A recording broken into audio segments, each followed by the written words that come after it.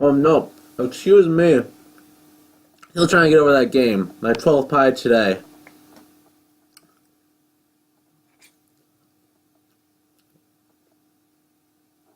Yeah, he really didn't kick that field goal, did he? Go Vikings, let's win this game. Alright, so I guess I have to recap the Thanksgiving Lions versus Vikings game. The Lions were hosting the Vikings on Thanksgiving Day, and it was not as thankful as anybody would have assumed. If you had a soul, you would of course want the Vikings to win that game. But people like Bryce the Beast actually do exist in the world that want their Lions to win. So unfortunately, there's fans that feel like wearing a giant, ugly cat on their chest and root for the guys that sport big fat ball stompers, Dominican Sue, on their team. And guys, I can't even know the line itself. Okay, so the game started very, very close. If you play a line, you know it's going to come down to the wire. The first quarter, the first drive, Matt Stafford looked fantastic.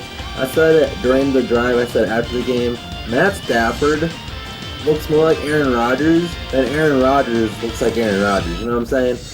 He was using his legs. He could throw on the run. He could throw it from any angle. He could do everything. It was gross how accurate Matt Stafford was at times. It was unbeatable. I still think the Vikings defense played very good.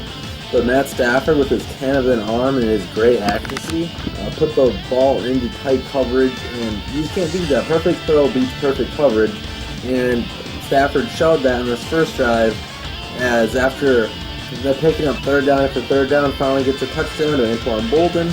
A little 2-yard pass, and he marched down the field to get the 7-point lead to begin the game. But the Vikings offense actually responded as they came down the field, barring a few questionable defensive holding, and passing interference calls to keep the drive alive.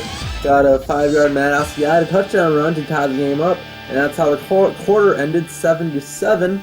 On to the second quarter, led by defense, as the only score in the second quarter was a Matt Prater 29-yard field goal to bring us to the halftime show, where we had to see the worst halftime show in the history of sports.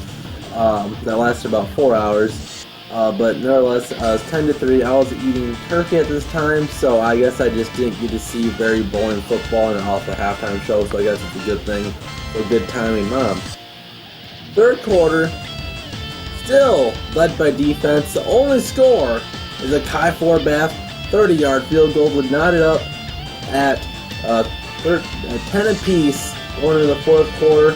And this is where every Lions game, this is where every Lions fan, this is probably the only part that they actually have to watch the game, because they know, well, it's going to be a 3 or 7 point game, so let's turn on for the last 10-15 minutes, and I'll see how this baby goes. And it does not disappoint us once again. It's a tied game going to the fourth quarter. The Vikings have the ball, and to begin the fourth quarter, another Kai Forbath field goal gives the Vikings a 3-point lead, the first lead of the game in the fourth quarter. But as the Lions do, better than any other team, maybe in the history of the NFL, all their wins came from comebacks, and this game, was just like that, as they tied the game up with a minute 45 to go in the fourth quarter with a Matt Prater 48-yard field goal. Matt Prater might be one of the best kickers of all time. Leg-wise, the best. He has the longest field goal in the history of the NFL. It's tied now, but the best leg strength ever. His accuracy's always been solid, but not legendary like the Buddy Anderson. Otherwise, he's been very, very good, very clutch for the Lions.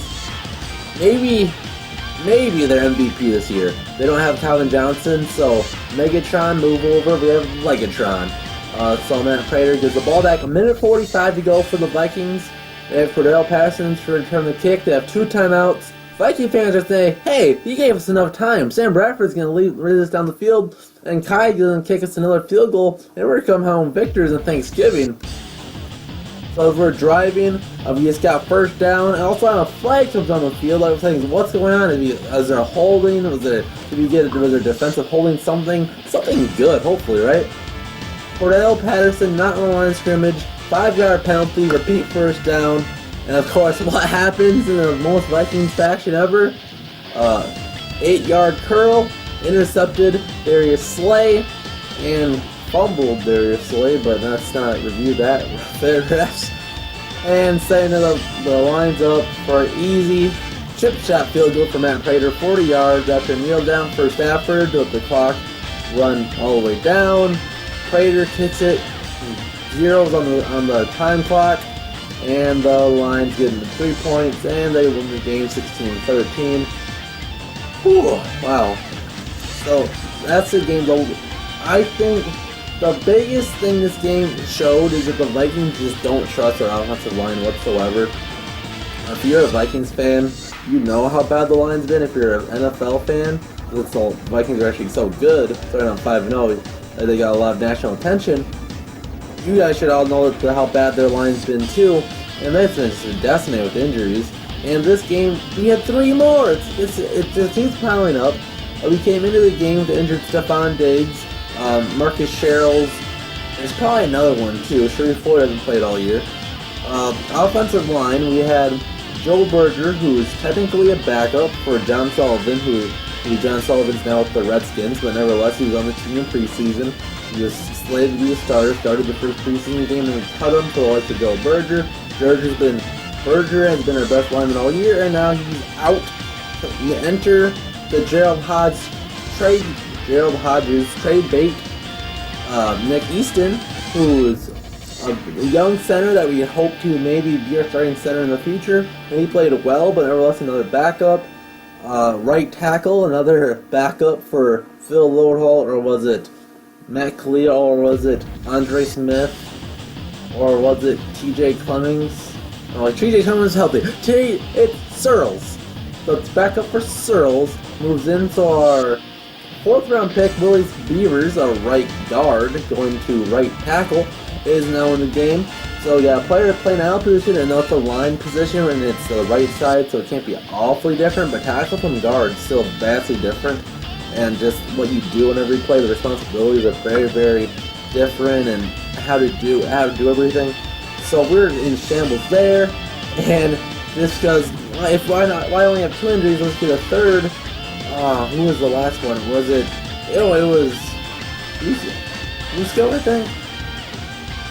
Yeah, just injuries everywhere. We couldn't get out of this game whatsoever without injuries.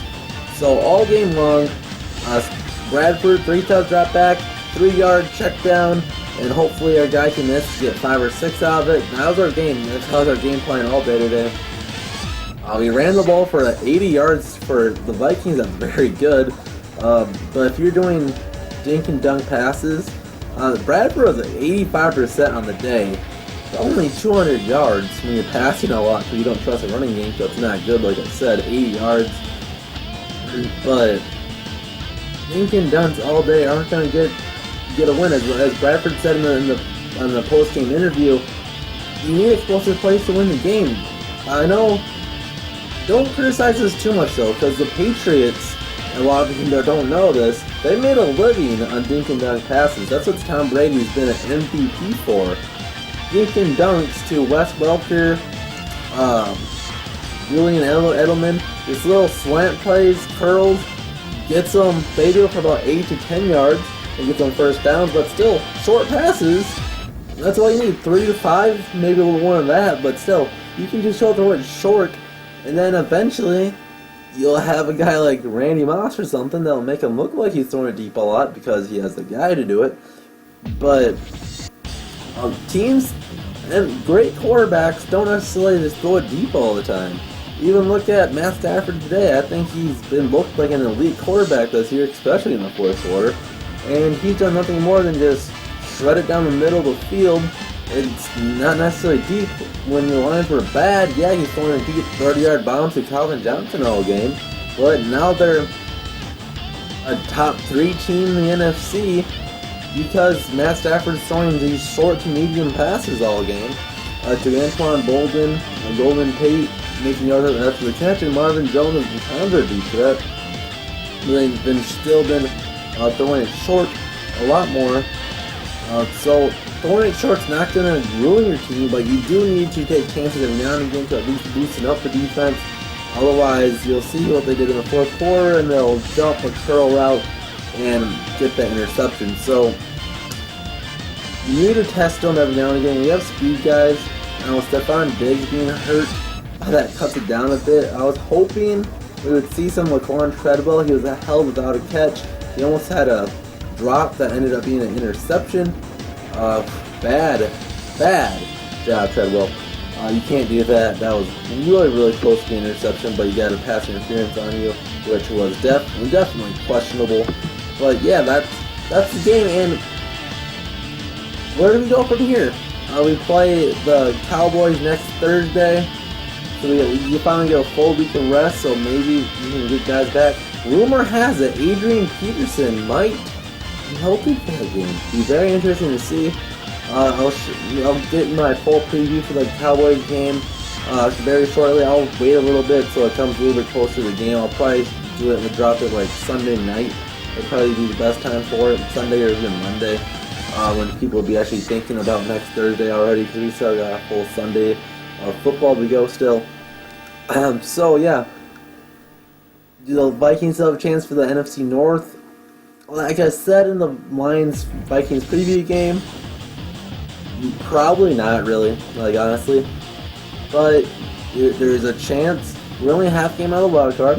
If Adrian Peterson does come back, what happened when Adrian Peterson came way faster back from injury than what all the doctors and all these experts say? What, he won the fucking MVP? He had 2,000 yards after that. Now it's an ACL. He has an MCL, I believe that was torn. Maybe it was Achilles. I don't even know. Something in his leg, right?